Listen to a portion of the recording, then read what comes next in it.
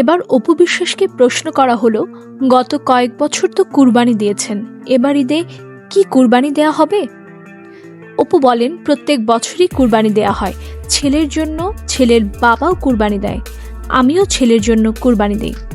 একবার তো কোরবানিও দিয়েছেন, এবার কি কোনো কিছু ছেলের জন্য? আমি আসলে আমার বিয়ের পর থেকে কোরবানি দেওয়া হয়, কারণ ছেলে তো বায়না করছে এখনই গরু কেনার। তবে এবার ছেলের পছন্দের গরু কিনবো, খুব শীঘ্রই গরু কিনতে হাটে যাব। সবচেয়ে মজার বিষয় হলো, ঈদের দিন বিকালে সাকিব আসে আমার বাসায়, তাকে নিজের হাতে রান্না করে খাওয়াতে পারি, সাথে সালামি পাই। তাই আমি পূজার থেকে বেশি গুরুত্ব দেই ঈদকে।